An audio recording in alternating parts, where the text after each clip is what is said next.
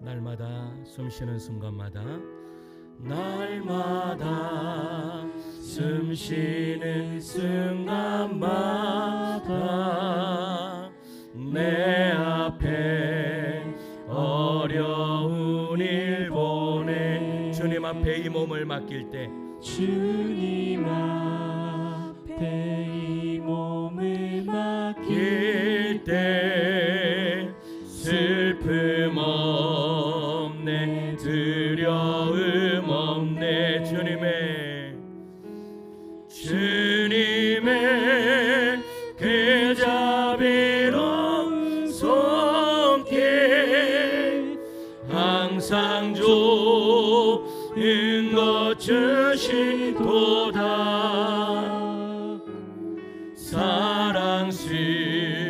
사랑스레 아픔과 기쁨을 수고와 평화와 안식을 날마다 주님 내 곁에 날마다 주님 내 곁에 계셔 자비로 날 감싸 주시네 주님 앞에 이 몸을 맡길 때 주님 앞에 이 몸을 맡길 때 힘 주신 내 위로함 주네 어린 나를 품에 안으시고 어린 나를 품에 안으시사 항상 평안함 주시도다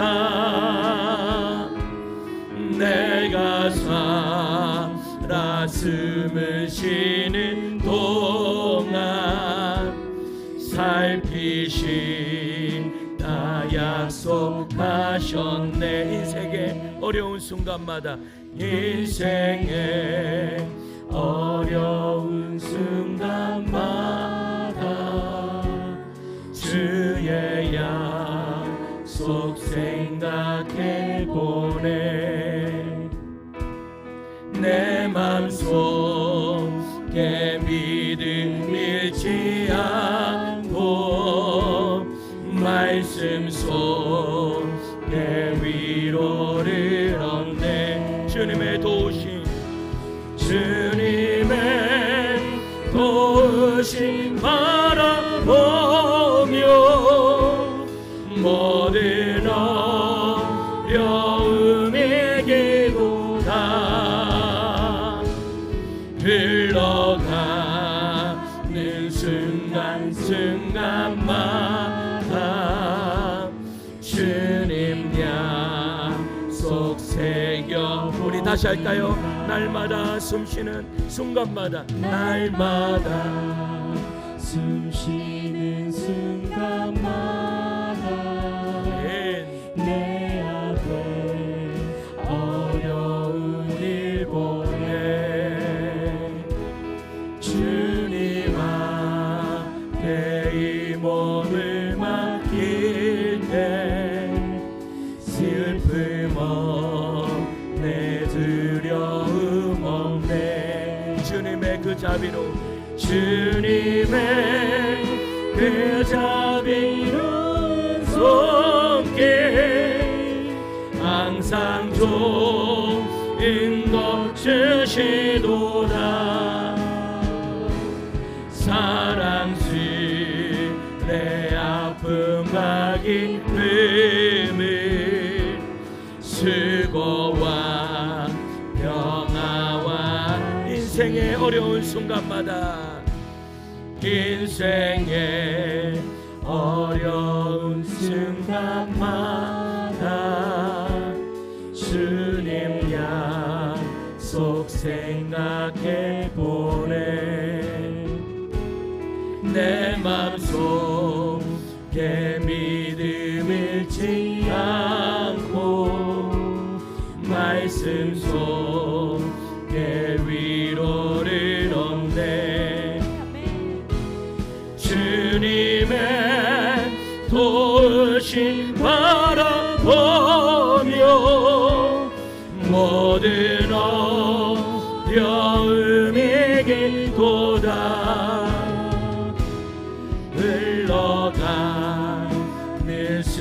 순간 순간마다 주님 약속 새겨봅니다. 이제 우리 함께 기도하며 나갈 때 하나님, 우리가 한 주 동안 세상에 살면서 내가 알고도 짓고 모르고도 짓고 마음으로 지었던 모든 마음들, 또한 하나님을 예배하고 싶으나 하나님 내 마음이 하나님 너무나 아버지 강팍하여서 하나님의 진정으로 예배하지 못하는 이 마음을 완전히 녹여달라고 기도합시다. 성령 하나님 시간에 우리를 찾아오셔서 우리의 마음을 녹여주심으로 말미암아 우리의 마음과 정성과 뜻을 다해서 전인격을 다하여 하나님을 예배하는 그러한 은혜의 시간 될 수 있도록 성령 하나님 역사하여 주시옵소서라고. 그래서 아버지 하나님의 영광이 아버지 하나님이 성전에 넘쳐 주여 역사하여 주시옵소서라고. 이제 함께 기도하며 나갈 때 주님 한번 잡고 기도하며 나갑니다. 주님 찾습니다. 주여 아버지, 주여 아버지여, 주여 아버지 하나님 아버지의 역사여 주시옵소서. 하나님 우리의 마음과 정성과 뜻을 다하여 하나님을 예배하게 하여 주시옵소서. 아버지 하나님 우리의 마음의 중심을 다하여 하나님을 예배하여 주시옵소서. 아버지 하나님으로 말미암아 우리가 한 주 동안 살면서 아버지 세상 가운데 아버지 하나님 우리의 마음이 아버지 어떠한 마음으로 우리가 한 주 동안 살았습니까? 얼마나 하나님과 동행하며 하나님 우리가 아버지 이 세상을 살았습니까? 아버지 하나님 그렇게 하지 못하였다며 이전에 하나님 우리의 마음을 아버지 하나님 긍휼히 여겨 주심으로 말미암아 아버지 하나님 우리의 중심이 온전히 하나님 앞에 가 있을 수 있도록 주여 역사여 주시옵소서. 아버지 하나님 이제 우리의 금요 기도회 가운데 성령으로 충만한 은혜를 다하여 주옵소서. 하나님이 성전에 나온 한 심령 위에 은혜를 다하여 주심으로 말미암아 온전히 하나님을 예배하는 그러한 은혜의 연장 될 수 있도록 주여 함께하여 주시옵소서. 하나님 이 기도회 가운데 하나님께 성령으로 충만한 은혜를 다하여 주실 줄 믿습니다. 한 심령도 그저 왔다 그저 돌아가는 것이 아니라 하나님을 찬양할 때에 하나님 우리 온 심령을 다하여 주님을 찬양하게 하시고 우리의 온 마음을 다하여 주님을 찬양하며 나아갈 때 우리의 닫혀있는 마음이 활짝 열리고 또한 우리가 한 주 동안 살면서 아버지 하나님과 전혀 상관없던 삶을 살았던 것들이 하나님의 시간 찬양할 때에 아버지가 그런 모든 것들이 회개가 일어나게 하시고 우리의 심령이 온전히 하나님 앞에 집중할 수 있도록 주여 역사하여 주시옵소서. 하나님 마음과 정성과 뜻을 다하여 하나님을 예배하길 소망합니다. 주여 한 영혼도 그저 왔다 그저 돌려보내지 마시고 살아계신 하나님을 만나고 돌아가는 은혜의 시간 될 수 있도록 주여 함께하여 주시옵소서. 이럴 줄 믿고 주님께 감사드리오며 사랑 많으신 우리 구주 예수 그리스도의 이름으로 기도드리옵나이다. 아멘. 할렐루야. 이 시간에 우리 박수 치시면서 너 근심 걱정하도 함께 찬양하며 나갑시다.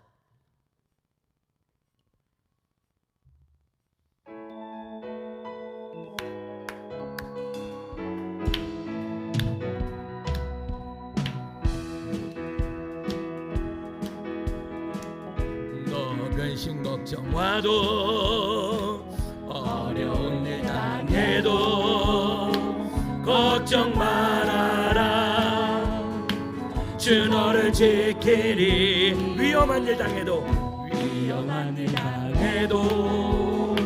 슬픈 일이 와도 걱정 말아라. 주 너를 지키리. 늘 지켜주시리. 아멘. 주님의 사랑 속에 거하라. 그의 평화 속에 유하라. 그분의 영혼 속에 자유하라. 주 지키리.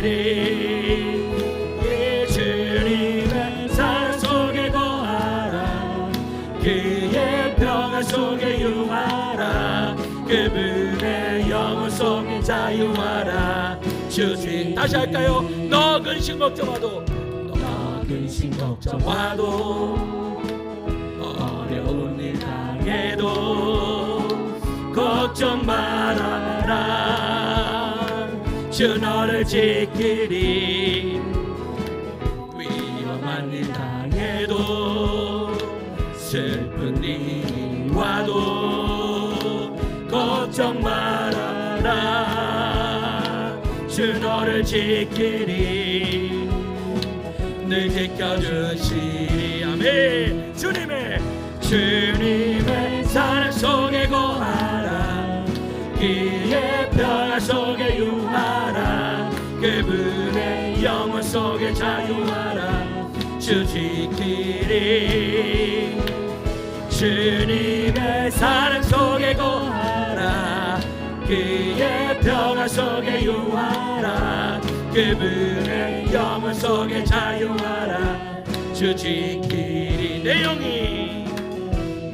영이 주를 찬양합니다. 아멘. 내 영이 주를 찬양합니다. 내 영이 주를 찬양합니다. 내 영이 주를 찬양합니다. 아멘. 기뻐하라. 나의 영혼아 감사하라. 손을 들고 송축하라. 주를 향해 외치라. 할렐루야. 기뻐하라. 나의 영혼아 감사하라. 손을 들고 송축하라. 나의 영혼. 다시 할까요? 내 영이 주를 찬양합니다. 내 영이 주를 찬양합니다. 내 영이 주를 찬양합니다. 내 영이 주를 찬양합니다.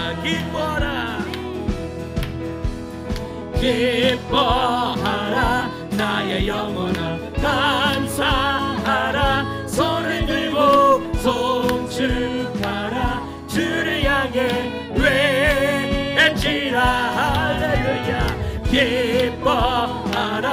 나의 영혼아 감사하라. 손을 들고 송축하라. 한 번만 더 합시다. 내 영이 주를 찬양합니다. 내 영이 주를 찬양합니다. 내 영이 주를 찬양합니다. 내 영이 주를 찬양합니다.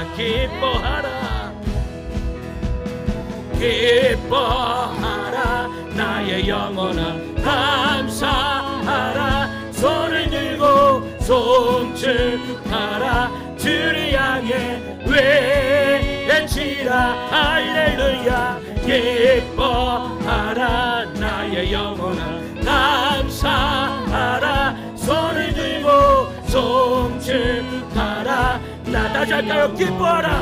나의 영혼아 기뻐하라. 나의 영혼아 감사하라. 손을 들고 송축하라. 주를 향해 외치라. 할렐루야. 기뻐하라. 나의 영혼아 감사하라. 손을 들고 송축하라. 나의 영혼아. 할렐루야. 우리 하나님 앞에 영광의 박수 드립니다. 할렐루야. 아멘. 주의 손날 붙드시네. 영원한 피난처 되시네. 우리 함께 찬양하며 나갑시다.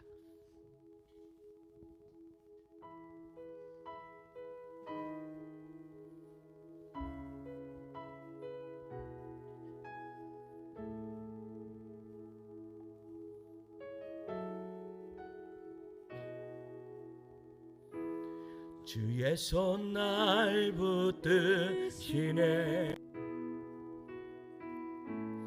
피난처 대신이시네.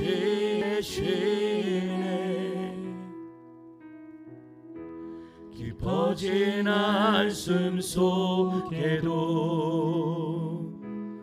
변함없이 우리를 일으키시네. 다시 할까요? 주의 손 날 붙드시네.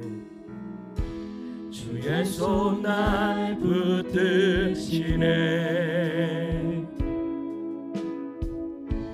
영원한 피난처 되시네. 깊어진 한숨 속에도 변함없이 우리를 일으키시네. 아멘. 주네 아버지, 주네 아버지, 그 신팔로 날 덮으시네.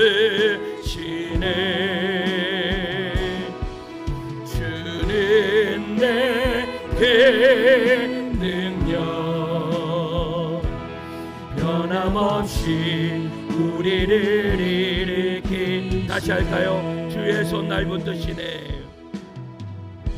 주의 손 날 붙드시네. 영원한 피난처 되시네. 깊어진 한숨 속에도 변함없이 우리를 일으키시네. 주네 아버지, 주네 아버지, 그 신팔로 날 덮으시네. 주는 내게 능력, 변함없이 우리를 주네 아버지, 주네 아버지, 그 신팔로 날 덮으시네. 아멘. 주는 내게 능력, 변함없이 우리를 일으키. 함께 올려서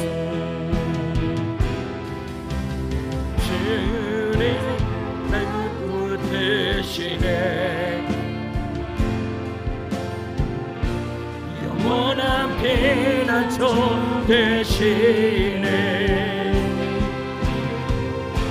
깊어진 한숨 속에도 변함없이 우리를 일으키시네. 주네 아버지, 주네 아버지, 그 신팔로 날 덮으시네. 주는 내게 능력, 변함없이 우리를 일으킨. 주의 손 날 붙드시네. 주의 손 날 붙드시네. 영원한 피난처 되시네. 깊어진 한숨 속에도 변함없이 우리를 일으킨. 주님은 우리 아버지가 되십니다. 주님 아버지, 주의 아버지, 그 신팔로 날 덮으시네. 주는 내게 능력,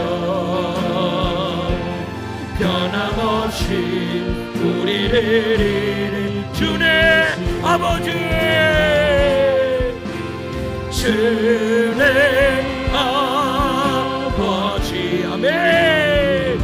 그 신발로 날 덮으시네. 주는 내게 능력 변함없이 우리를 일으킨 아버지 사랑합니다. 아버지 사랑합니다. 아버지 경배합니다. 아버지 채워주소서 당신의 사랑. 아버지 사랑합니다. 아버지 사랑합니다. 아버지 경배합니다. 아버지 채워주소서 당신의 예수님 사랑합니다. 예수님 사랑합니다. 예수님 경배합니다. 예수님 채워주소서 당신의 사랑. 성령님 사랑합니다. 성령님 사랑합니다. 성령님 경배합니다. 성령님 채워주소서 당신의 사랑으로. 성령님 사랑합니다. 성령님 경배합니다. 성령님 채워주소서 당신의 사랑을. 한 번 더 합시다. 성령님 사랑합니다. 성령님 사랑합니다. 성령님 경배합니다. 성령님 채워주소서 당신의 사랑으로. 이 시간에 함께 기도하며 나갈 때 하나님, 금요일 저녁에 주님 앞에 나왔습니다. 하나님 이 시간 우리를 만나 주시옵소서. 은혜를 사모하며 이 자리에 나왔습니다. 하나님 가란 우리의 심령에 하나님의 영으로 채워 주시옵소서. 이 시간에 만나 주시옵소서. 주의 음성을 듣기를 소원하는 주의 종들 위에 하나님 말씀하여 주시고, 오늘 아버지 하나님 기도하러 이 자리에 나왔는 한 심령마다 하나님 기도의 문이 터져 나오는 은혜의 역사가 이루어질 수 있도록 주여 역사하여 주시옵소서. 오늘 하나님 만나고 돌아갈 수 있도록 주여 은혜를 내려달라고 함께 기도하며 나갈 때 주님 한번 잡고 기도하며 나갑니다. 주님 찾습니다. 주여 아버지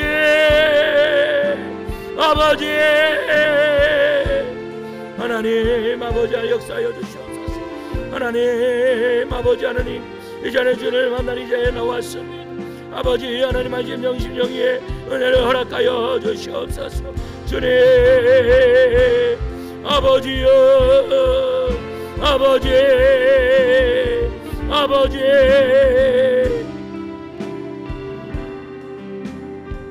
하나님 함께 하시옵소서. 주님 뜻이고 인도하여 주시옵소서.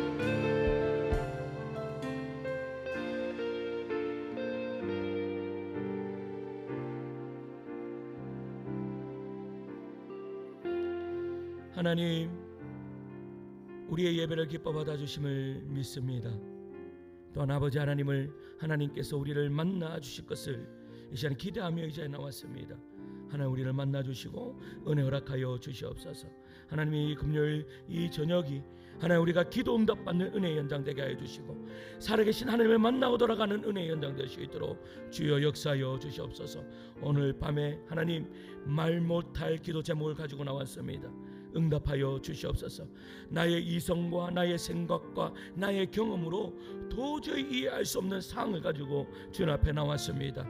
하나님, 이 시간에 말씀하여 주시고 응답하여 주심으로 말미암아 하나님 우리의 모든 기도 제목들마다 해소받고 돌아가는, 응답받고 돌아가는 은혜의 시간 될 수 있도록 함께해 주시옵소서. 그럴 줄 믿고 주님께 감사드립니다. 이 시간 하나님 감사 헌금을 드리며 나아갑니다. 하나님의 자녀로 살게 하시는 은혜 감사합니다. 우리 정은주 전사님 드리셨습니다. 하나님이 드린 손길 위에 만복으로 채워 주시옵소서. 사랑 많으신 우리 구주 예수 그리스도의 이름으로 기도드리옵나이다.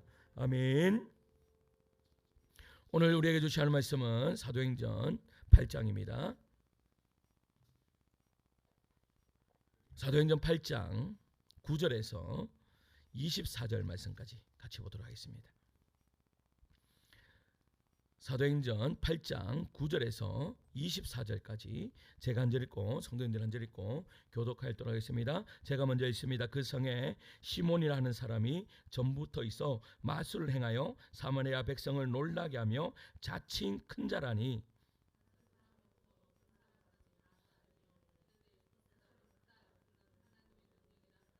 오랫동안 그 말술에 놀랐으므로 그들이 따르더니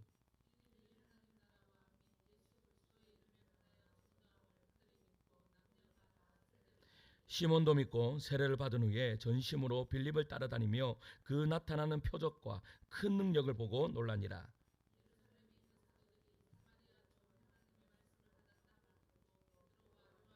그들이 내려가서 그들을 위하여 성령 받기를 기도하니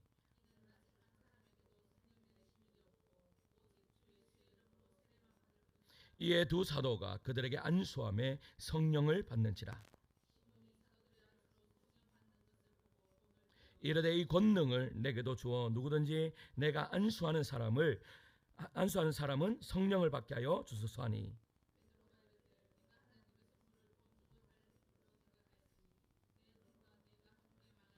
하나님 앞에서 내 마음이 바르지 못하니 이 도에는 내가 관계도 없고 붓기 뗄 것도 없느니라.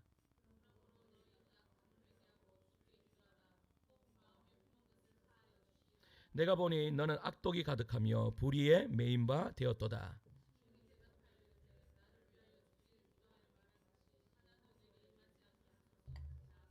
아멘. 할렐루야.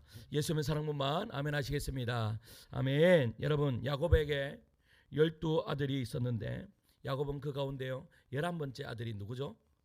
요셉입니다. 11번째가 요셉을 어떻게 정말 지나칠 정도로 편애했습니다. 그로 인해 이복 형들에게요 요셉은 눈에 가시 같은 그러한 존재였죠. 결국 이복 형들은요 요셉을 이집트의 종으로 팔아버렸습니다. 그러나 하나님께서요 요셉을 이집트에 뭘로 삼으셨어요? 국무총리로 세우셨고 총리가 된 요셉은요 자신을 팔았던 이 형들과 극적인 상복이 이루어집니다. 이 국무총리 요셉이 가족을 만났다는 소식을 들은 이 이집트의 이 바로는요 마치 자신의 일이냐 기뻐하면서 그때까지 가나안에 살고 있던 요셉의 아버지인 이 야곱을 위시한 야곱의 전 가족들을요 이집트로 뭐 했는가 하며 초청을 했습니다. 자신이 신임하는 국무총리 요셉으로 하여금 헤어졌던 가족과 이집트에서 함께 살게 해주기 위한 배려였던 것입니다. 이와 관련하여서요 한번 찾아봅시다. 창세기 45장입니다. 창세기 45장 16절에서 20절 말씀입니다. 창세기 45장 16절에서 20절 말씀까지.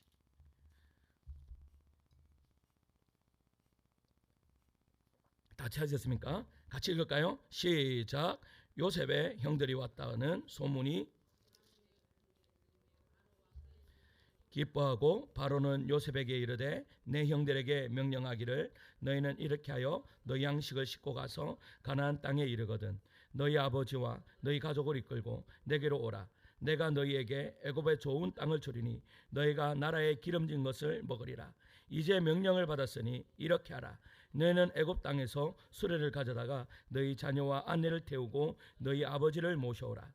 또 너희의 기구를 아끼지 말라. 온 애굽 땅에 좋은 것이 너희 것임이니라. 아멘. 여러분, 창세기 45장 20절은요. 20절의 세 번역은 이렇게 되어 있습니다. 가지고 있는 물건들은 미련 없이 버리고 오라고 해라 라고 되어 있습니다. 뭐라고요? 가지고 있는 물건들을 미련 없이 버리고 그렇게 와라 라고 이 바로가 이야기를 했다라는 사실입니다.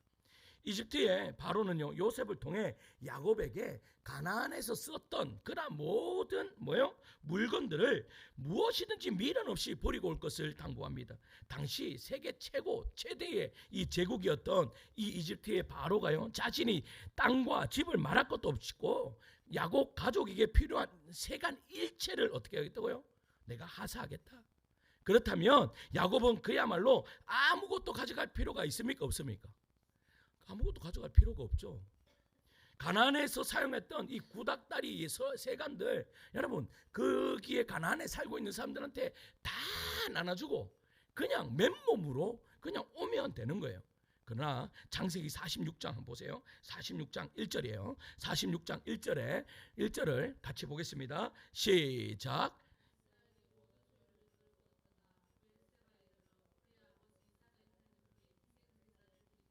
아멘. 여러분 뭐라고 이야기하고 있어요? 이스라엘이 모든 세월을 이끌고 떠나라고 되어 있습니다. 이것도 세 번역에는 어떻게 되어 있는가 하면 이스라엘이 식구를 거느리고 그의 모든 재산을 챙겨서 길을 떠났다라고 되어 있습니다. 그러니까 무슨 말이에요? 여러분 분명히 요셉을 통해서 너희 집에 있는 모든 것들 가지고 오라고, 가지고 오지 마라. 가지고 오지 마라고. 여러분 가지고 오지 마라. 왜? 그러면 내가 새 걸로 싹 다 바꿔줄게 라고 그렇게 이야기했던 거예요. 그런데 지금 이 야곱이 어떻게 하고 있어요? 자기의 모든 세간을 다 그 수레용 오만 짐을 다 신고 구닥다리 같은 거 다 실어가지고 여러분 야곱으로 내려갑니다. 여러분 야곱으로 내려갈 때 여러분 빈몸으로 털털 가는 게 편해요.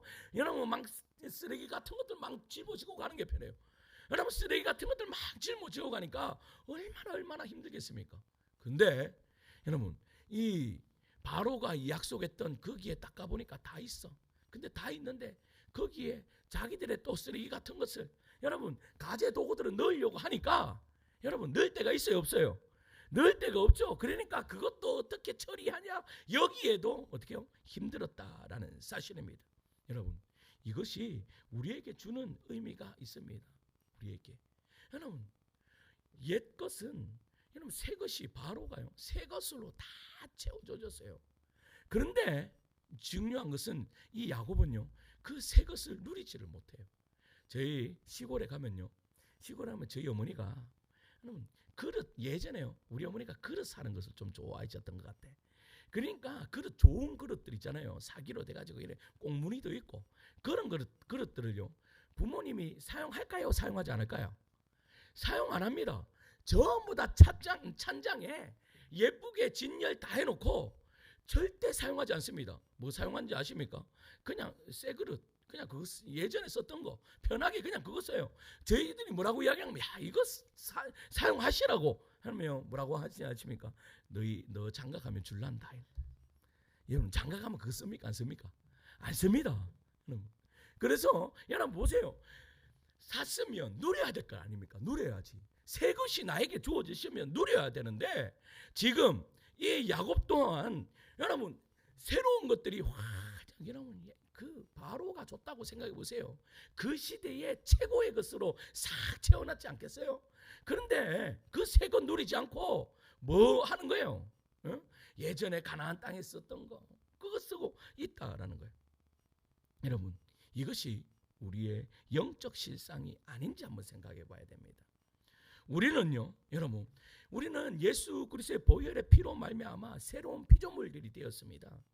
그래서 하나님의 어떻게 해요? 자녀가 되었습니다. 그런데 중요한 것은요, 피조물이 되었음에도 불구하고 여전히 여러분 예전으로 돌아가는 거예요. 예전의 옛 습관, 그리고 그랬던 이 언행, 이기적인 마음, 욕망 고스란히 부둥켜 안고요. 여러분, 그거 부둥켜 안고 교회에 들어오니까 여러분 은혜가 들어갈 장소가 없잖아요.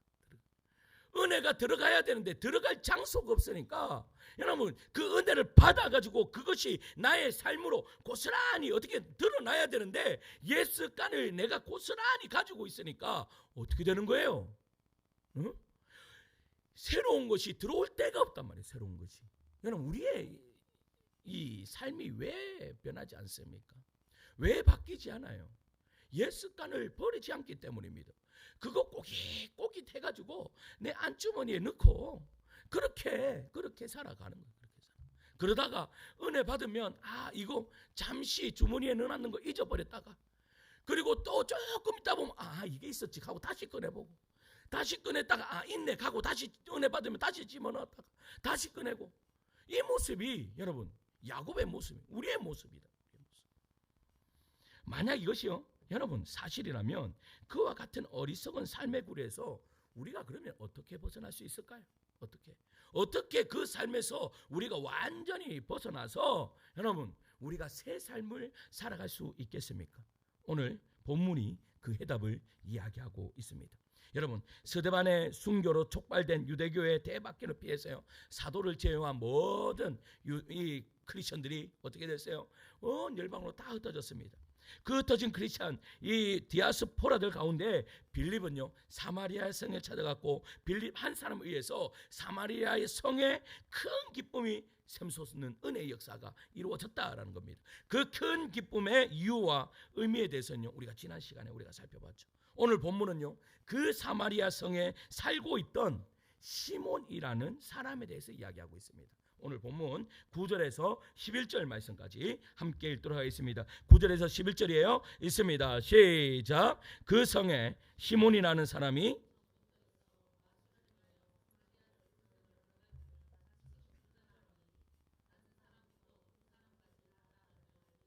이 사람은 크다 일컫는 하나님의 능력이라 하더라. 오랫동안 그 마술 놀랐으므로 그들이 따르더니. 아멘. 여러분 시몬은 뭐하는 사람이었어요? 마술사였다. 그 마술이 얼마나 신통방통하든지 여러분 그 사마리아 성에서 큰 자다, 자칭 큰 자다라고 그렇게 이야기했습니다. 그래서 사마리아 성의 모든 사람들이 그를 신적 능력을 지닌 사람으로 추앙하고 추종할 정도였다라고 오늘 본문은 말씀하고 있습니다. 그리고 계속해서 12절 13절 있습니다. 시작. 빌립이 하나님 나라와 및 예수 그리스도의 이름에 관하여 전도함을 그들이 믿고 남녀가 다 세례를 받으니 시몬도 믿고 세례를 받은 후에 전심으로 빌립을 따라다니며 그 나타나는 표적과 큰 능력을 보고 놀라니라. 아멘. 여러분 바로 그때 빌립이요 사마리아 성에서 복음을 전해요. 마술사 시몬이 추종하던 사람들이요 빌립이 전하는 복음을 듣고 빌립에게로 갑니다. 그러면 여러분 마술사 되면 어떻게 해야 되겠습니까? 내 사람을 뺏어가네 하면서 난리법석을 떨어야 되는데 지금 이 마술사 시몬의 입장에서 보면요 굉장히 큰 라이벌이 생겼어요. 시몬 개인적으로는 자신을 따르던 무리를 몽땅 앗아간 이 빌립과 사생 결단을 내야 됩니다. 그러나 시몬의 반응은요 정반대였습니다. 시몬 역시 빌립이 전하는 복음을 듣고요 뭐를 받아요? 세례를 받아요. 그리고 마음을 다해 빌립을 따라다녔습니다. 스스로 큰 자라 자처하던 그로서는요 절대 쉬운 일이 아니었지만 그러나 빌립을 통해 참된 진리를 접한 그에게는요 그것이 그가 취할 수 있는 유일한 선택이었다라는 사실입니다. 그가 누구의 강압이나 강요에 의해서가 아니라 순전히 자발적으로 세례를 받았다는 것은요 그릇된 옛 삶으로부터 돌아서겠다라는 결단을 했다라고 그렇게 볼 수 있는 거예요. 그 믿음의 시작은요 이렇듯 아름다워 보였어요. 그리고 14절과 17절 계속 읽겠습니다. 14절에서 17절이에요. 읽습니다. 시작. 예루살렘에 있는 사도들이 사마리아도 하느님의 말씀을 받았다함을 듣고 베드로와 요한을 보내매 그들이 내려가서 그들을 위하여 성령 받기를 기도하니 이는 아직 한 사람에게도 성령 내리신 일이 없고 오직 주 예수의 이름으로 세례만 받을 뿐이더라. 이에 두 사도가 성령을 받는지라. 아멘. 여러분, 유대인이 짐승처럼 취급했던 이 사마리아인이 하나님의 말씀을 받아들였다는 이 놀라운 소식이 예루살렘 교회에 전해졌던 거예요. 그러니까 사도 둘을 파송을 합니다. 그 사도가 누구예요? 베드로와 요한이 현장으로 갔습니다. 현장에 가서 보니까 그 사실은 정말이었어요. 그런데 세례는 받았는데 성령을 받지 못했던 거예요. 그랬더니 이 사도들이요, 사람들에게 안수하니까 성령의 충만함이 임했다라고 그렇게 말씀하고 있는 거예요. 그런 이 모습을 누가 봤어요? 시몬, 이 마술사 시몬이 본 거예요. 그리고 18절, 19절 계속됩니다. 읽습니다. 시작. 시몬이 돈을 들여 이르되 이 권능을 내게도 주어 누구든지 내가 안수하는 사람은 성령을 받게 하여 주소서 하니. 아멘. 여러분, 사도들이 사람들에게 안수할 때 성령님께서 임하시는 광경을 목격한 이 시몬은요, 즉석에서 지갑을 엽니다. 지갑을 딱 열더니 어떻게 해요? 야, 성령 받게 하는 그거, 그 능력, 내가 돈을 얼마 당신이 돌락하는 대로 다 줄 테니까 그 능력 나한테도 좀 달라라고 그렇게 이야기하는 거예요. 그렇게 마술사가요, 어떻게 해요? 자기의 방식대로 예전 습관이 고스란히 나왔던 거예요. 예전에도 이 마술을 어디 가서 배웠을까요? 누구한테 배웠는지는 몰라. 하여튼 비싼 돈 주고 이 마술을 배워와서 이 사마리아 성에서 돈 좀 벌었던 거예요. 그리고 사람들이 따랐던 거예요. 그런데 지금 보니까 이것은 그 마술하고는 비교가 안 되는 거지. 그러니까 지갑을 탁 열더니, 야, 돈은 얼마 들어가도 좋다. 내가 이 마술을 좀 배웠으면 좋겠다. 성령의 충만함, 요거 내가 손을 얹고 기도하는 사람이 성령 충만 받을 수 있도록 좀 해달라라고 그렇게 이야기를 합니다. 여러분, 성령님의 임재를 보는 즉시 그는요, 앞뒤 가리지 않고 그 권능을 돈으로 사려고 했습니다. 가장 중요한 순간에 뭐가 나타나는 거예요? 옛 성품, 옛 습관, 옛 사고방식, 옛 삶의 태도가 아주 자연스럽게 나타났다라는 사실입니다.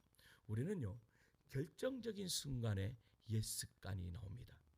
결정적인 순간에 여러분, 나에게 있었던 이러한 제약된 것들이 나타난다라는 거예요. 여러분, 평상시에는 잘 몰라요. 평상시에는 보면 믿음 좋은 사람이 어떤 사람의 믿음 좋고 어떤 사람의 믿음이 안 좋고 잘 모릅니다. 그런데 결정적인 순간만 딱 되면 그 사람의 믿음이 정확하게 드러난다라는 사실입니다.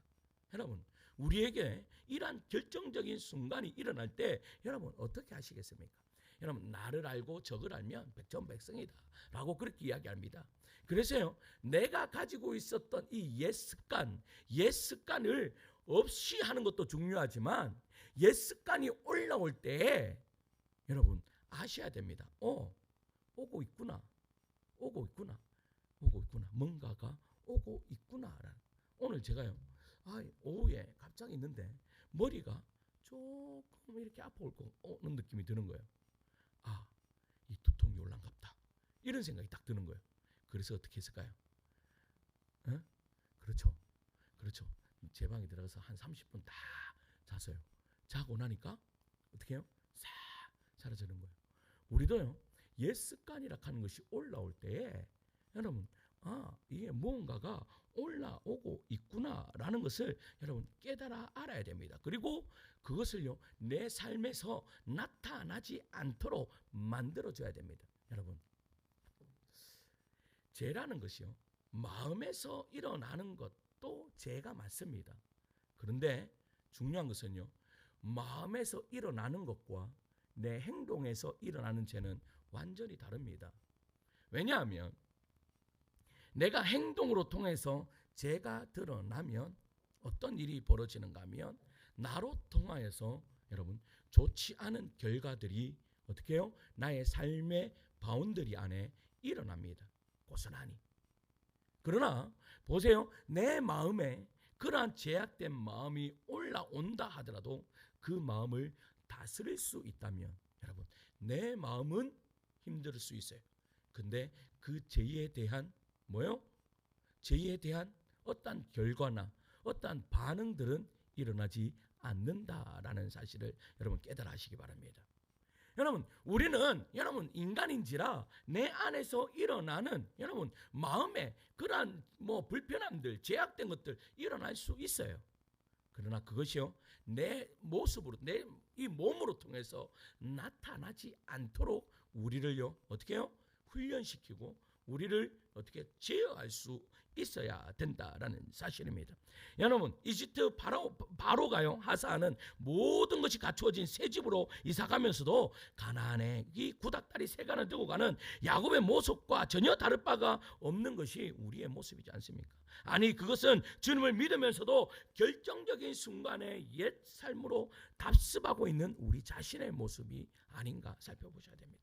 시몬에 대한 사도 베드로의 질책이요 20절과 21절에 나옵니다. 함께 읽겠습니다. 시작. 베드로가 이르되 내가 하나님의 선물을 돈 주고 살 줄로 생각하였으니 내 은과 내가 함께 망할지어다. 하나님 앞에서 내 마음이 바르지 못하니 이 도에는 내가 관계도 없고 붓깃 될 것도 없느니라. 아멘. 여러분, 헬라어 원문에서요 내 은과 내가 함께 망할지어다 라는 말이 제일 먼저 기록되어 있습니다. 그러니까 2000년 전에 이스라엘은요 은의 가치와 금의 가치가 동일합니다. 요즘에요 금값이 얼마나 비싼 거 아십니까? 야, 금값이 이렇게 비싸질 수가 있어요. 금값이 너무 비싸요. 그런데 이때 당시에 은과 금값이 거의 일치했어요. 그래서 은을 여러분 돈으로 사용했다라는 말이죠. 그러니까 내가 은과 함께 망하리라, 이 말은 내가 돈과 함께 내가 망하리라 라는 그런 의미입니다. 그렇지 않겠습니까? 하나님을 믿는다면서도 하나님보다 돈의 힘을 더 신뢰하여서 성령님의 임재마저도 돈으로 살아야 했으니 만사를 돈으로 해결하는 그가 어떻게 하나님과 바른 관계를 맺을 수 있겠냐 이 말이에요. 여러분, 우리는 여러분 돈을 따라다니는 그런 사람들이 아닙니다. 그리스도인이 되었다라는 말은 여러분 돈이 아니라 누구를?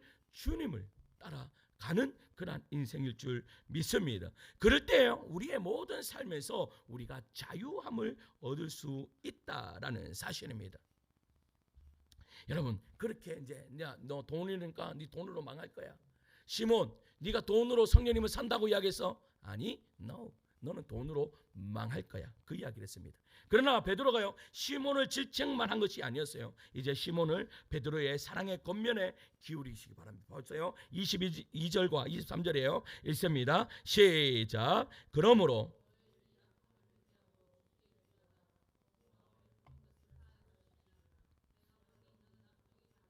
불의에 매인 바 되었도다. 아멘. 여러분, 베드로는 그의 마음에요 여전히 악독과 불의가 가득한 시몬에게 뭐를 하라고 말씀합니까?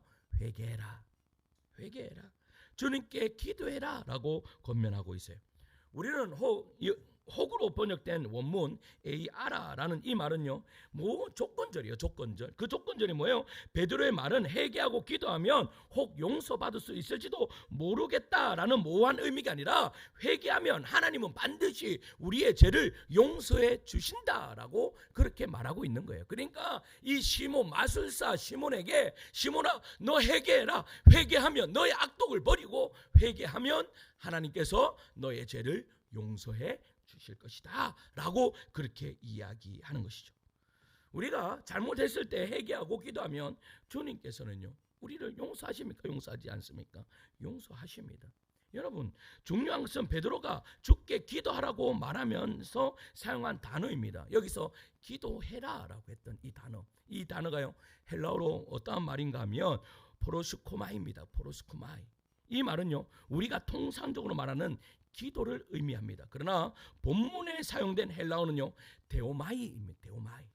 이 데오마이는 뜻이 뭔가 하면 묵다입니다. 묵다. 그리고 붙들어 매다라는 말이에요. 그러면 여기서 기도해라 라고 말했어요. 야, 너는 회개하고 하나님께 기도해라 라고 말하면 이 기도하라가 무슨 의미라고요? 묶어라. 누구하고 묶어라? 하나님하고 묶어라. 하나님을 꽉 붙들어라라고 그렇게 이야기를 하는 것이죠. 베드로가 시몬에게 주께 기도하라고 말한 것은요, 너 자신을 주님께 묶어두라, 내 마음을 주님께 동여매라 라고 그렇게 이야기하고 있는 거예요.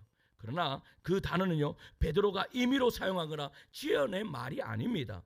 주님께서 가르쳐 주신 주님의 말씀이 있습니다. 누가복음 21장 36절에 보면 이렇게 말합니다. 이러므로 너희는 장차 올 이 모든 일을 능히 피하고 인자 앞에 서도록 항상 기도하며 깨어 있으라. 여기서 주님께서 기도하며 라고 말했을 때 이 기도하며가 바로 데오마이입니다.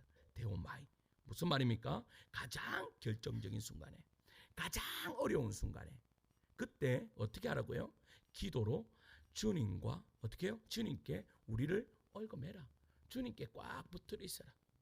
그냥 주님이, 내가 주님이 있으면 그 주님 앞에 딱 붙어서 뭘로요? 끈으로 꽁꽁 묶어놔라. 그래서 네가 아무리 떨어지려고 해도 떨어질 수 없도록 그렇게 꽁꽁 묶어놔라 라고 지금 주님이, 지금 이 베드로가 시몬에게 그렇게 이야기하고 있는 것입니다. 여러분, 우리는 기도라고 하면 소원을 아뢰는 그러한 기도를 이야기합니다. 하나님 이거 들어주세요, 하나님 저거 들어주세요 라고 하는 그러한 기도를 올립니다. 물론 그것도 기도이긴 하지만 그것이 기도의 전부라고 그렇게 인식을 가지고 있으면 안 됩니다. 여러분, 우리는요, 평생 나의 소원만을 간구하는 기도가 어떻게 나의 삶을 바꾸어 놓을 수 있냐 이 말이에요. 어찌 그것만이 주님께서 우리에게 요구하시는 기도의 모든 것이 되겠습니까? 기도란 데오마이, 나의 마음을 주님께 붙들어 매는 노동입니다. 노동. 그러니까 기도가요, 쉬워요. 여러분, 기도 한 시간 하는 게 쉽습니까? 어렵습니까? 너무나 어렵습니다.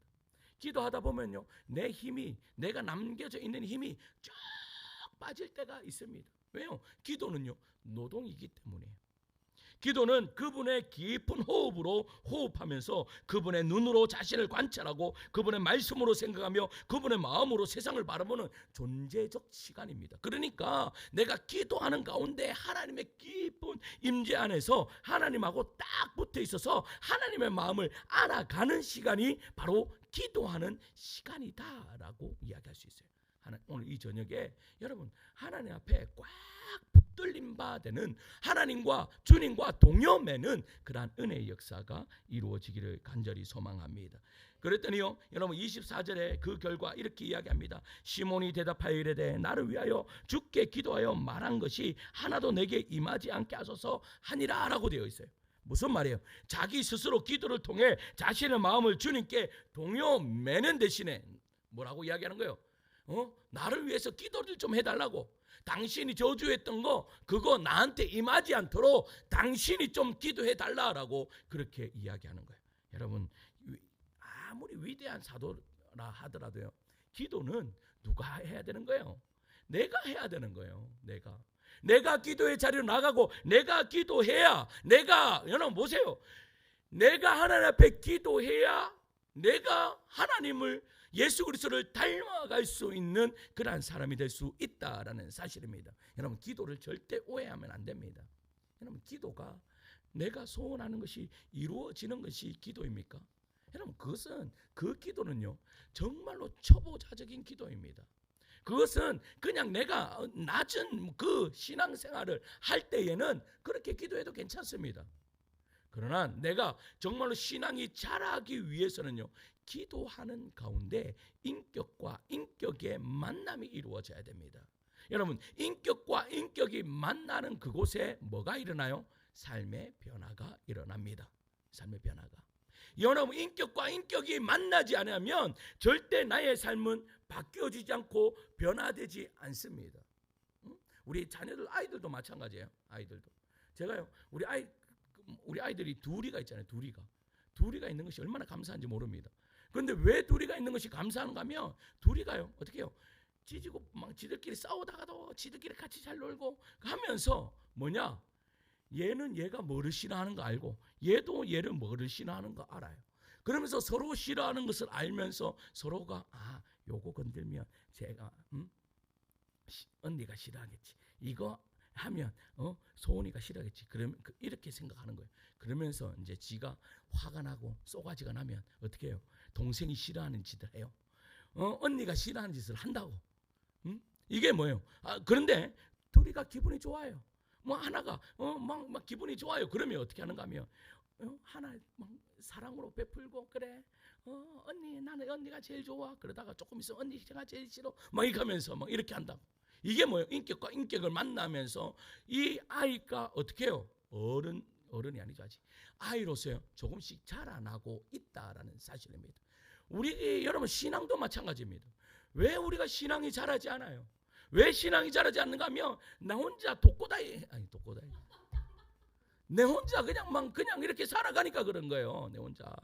내 혼자 살아가니까 내 마음대로 다 하는 거야. 내 하고 싶은 대로 다 하는 거야. 내 하고 싶어 하는 다 하는 것에 여러분 무슨 인격의 변화가 있겠습니까? 무슨 바뀌어짐이 있겠습니까? 기도는요. 그래서요. 우리는 하나님께요. 주님께 우리를 묶어두는 것, 동여매는 것입니다. 동여매는 것. 동여매 보세요. 여러분 동여매 놓으면 쉽습니까? 어렵습니까? 어렵습니다. 동여매 나 보세요. 여러분 아무리 좋은 사람이라도 우리 헌수 성도님하고 수자이쌤하고 둘이를요 꽁꽁 묶어 놔 보세요. 처음에는 좋지. 근데 하루만 딱 지나면 어떻게 할까요? 너무 좋다. 막 이렇게 바뀌어요. 그게 아니라 여러분 이래 둘이가 그런데 중요한 것은 둘이 꽁꽁 뚫려 매놨을 때 여러분 어떤 일이 벌어져야 돼요? 어떤 일이? 둘이가 서로 포기해야 돼요. 서로 포기할 때에 뭐가요? 이게 내가 살아갈 수 있지. 만약에 나는 화장실 가야 되는데 너는 어디 가야 된다. 나는 밥 해야 된다. 나는 화장실 가야 된다 하면 어떻게 해야 돼요? 어떻게? 한 명이 포기를 해야지. 그래 화장실이 더 급하겠지. 그럼 화장실 갔다가 그런 일들이 그러면서 내 자신을 포기하는 그런 일들이 벌어진다고. 그러니까 쉬운 일이 아닌 거예요. 하나님과 내가 똘똘 묶여놔 보세요. 여러분 하나님은 나하고요 질적으로 다른 분이십니다. 하나님은 나하고 완전히 다른 분이십니다. 근데 그 하나님과 내가 꼭 묶고 있어 보세요. 그러면 내 안에요 여러분 옛 습관들 이런 것들이 내 안에서 막 일어나는 거예요. 일어나는데도 하나님이 어떻게 해요? 나를 똘똘 묶고 놨으니까 내 그래서 가지는 못하지. 내가 하고 싶기는 하지. 가지는 못하지. 하고 싶기는 하지. 막 죽는 거지 거기서 막 내적인 갈등이 막 내 안에서 막 일어나는 거예요. 내적인 갈등이. 여러분 그러나 묶어놓으면 어떻게 돼요? 묶어놓으면 어떻게 돼요? 지가 포기해야 되는 거예요. 지가 포기하다 보면 그런데 묶여 있을 때가 가장 편함을 느낄 때가 있다라는 사실입니다. 제가요 경중에 있을 때 제가 이제 경중에 있는 이제 부교육자들하고 친한 사람들이요 대부분 나보다 나이가 많은 사람들이에요. 어떤 사람은 뭐 10살 많은 분도 있고 5살, 3살 이분들하고 친하고 저는 동기들이고 밑에 있는 이 목사님들하고는 별로 안 친해요. 그래서요 저는 언제가 가장 편했는가 하면 1년차, 2년차 때가 가장 편했습니다. 왜냐하면 보세요. 커피숍 가면 커피 사줘. 밥집 가면 밥 사줘. 내가 실수해도 그럴 수 있다 하고 뭐 이런 다 받아줘. 그런데요 제가 뭐 팀장이나 이런 위치에 딱 있어 보니까 와, 그 모든 부담감이요 얼마나 큰지 몰라요. 왜? 내가 한번 실수하면 이거는 큰 잘못이야. 그냥 밑에 있을 때는 그냥 그 모든 것을 해결할 수 있는 분들이 있었는데 내가 하니까 해결할 사람이 없어요. 무슨 말이에요? 우리 하나님 앞에 붙어 있으면 하나님이 우리의 인생을 책임져 주심을 믿으시기를 소망합니다. 그럴 때요 내가 자꾸 옛 습관이 생각나는 것을 내 힘으로 제어하려면 힘들어서 안 해요. 나 이거 안 해야지. 그런다 그러잖아요. 내가 어떠한 뭐 술 중독에 걸렸으면 내가 술을 안 먹어야지. 그런 사람이 술 먹는다 이야기하잖아요. 그러나 여러분 그냥 살아가는 사람들은 여러분 거기서 벗어날 수 있는데 여러분 내가 술 안 먹어야지 내 노력으로는 안 된단 말이에요. 그러니까 어떻게 해야 되는 거예요? 하나님께 꽉 붙어 있으면 그냥 하나님이 야 먹고 싶냐? 먹지 마라. 나하고 성령의 충만함을 먹자. 나하고 기도하자. 나하고 말씀 읽자. 그러니까 하나님이 인도하는 대로 내가 그냥 끌려가면 되는 거예요. 이것이 바로 기도하는 것이다. 오늘 말씀에 보세요. 옛 습관으로 돌아가지 않기를 원하느냐? 너희들이 성령 충만하여서 하나님 예수 그리스도를 닮아감으로 말미암아 이 땅 가운데서 천국의 삶을 누리기를 원하느냐? 어떻게 하라고요? 기도해라 시몬아. 기도해라. 어떻게 하라고요? 하나님 앞에 어떻게 하나님을 동아줄로 꽁꽁 동여매라. 그러면 네가 살 수 있다라고 그렇게 말씀하시는 것입니다. 할렐루야. 오늘 이 저녁에 여러분 그냥 돌아가지 마시고 하나님 앞에 하나님 나를요 내가 옛 습관이 돌아오지 않도록 나를 동아줄로 그냥 하나님 앞에 꽁꽁 묶어주세요. 꽁꽁 묶어줘가지고 내가 풀 수 없도록 하나님 나라의 그 자물쇠로 그냥 딱 자물쇠 잡아주세요. 그래서 천국 갈 때까지. 그런데 중요한 것은 아셔야 됩니다. 하나님 앞에 붙어 있을 때에 여러분 그 행복은 영원한 행복입니다. 영원한 행복. 여러분 우리가 죄를 지어봐서 잘 알잖아요. 내가 그렇게 그 죄 짓고 싶어서 여러분 술 먹는 사람들 보세요. 알코올 중독자들 보세요. 내가 오늘만 내가 술 먹으면 정말로 행복하겠다. 근데 그 사람들이요 술 먹고 나면 뭐 해요? 제가요 예전에 그 서부정장 앞에 교회에서 사역할 때 그 서부정장 앞에 뭐가 있었는가 하면 알코올 중독자들만 있는 요양병원이 있었어요. 거기에서 뭐 남자 한 50대 지금으로 같으면 저하고 나이가 좀 비슷한 나이대의 그 사람이었어요. 그 사람이 교회를 나오기 시작했어요. 교회를 나왔는데 그 교회를 나올 때 거기에 병원에 있었으니까 알코올이 뭐 중독에서 조금 벗어났나 그랬어요. 그래서 교회 와서 말씀 듣고 기도하고 새벽 예배 절대 빠지지 않아요. 그렇게 했어요.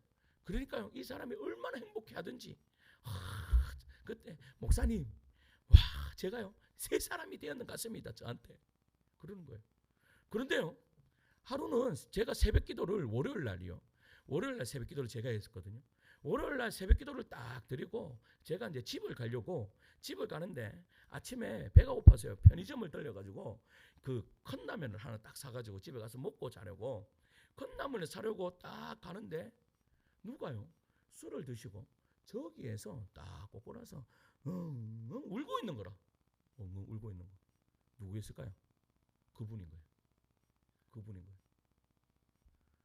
그분을 보는데요. 제가 일부러 모른 척했어요. 왜?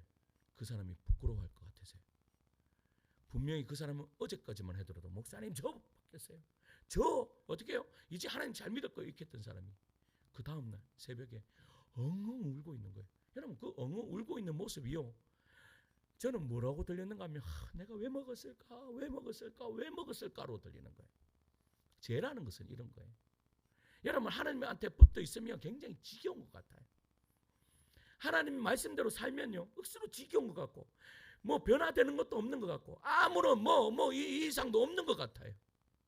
그런데요 여러분 내가 그렇게 살아간다는 그 자체가 은혜임을 절대 잊으시면 안 됩니다. 오늘도 제가요 이렇게 우리 찬양팀하고 찬양 연습을 하고 쭉 있는데 내 마음에 어떤 마음이 드는가 하면 그래 내가 찬양하고 있는 이 자체가 하나님한테 은혜이구나.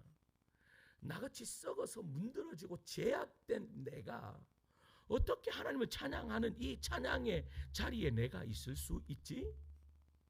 이것에 그냥 내가 하나님 맞습니다. 내가 뭐 잘 부르든지 못 부르든지 그게 중요한 것이 아니라 내가 이 자리에 있는 이 자체가 은혜입니다 라는 것을. 근데요 이것을 은혜라는 것을 잊어버릴 때가 얼마나 많습니까? 얼마나 많아요.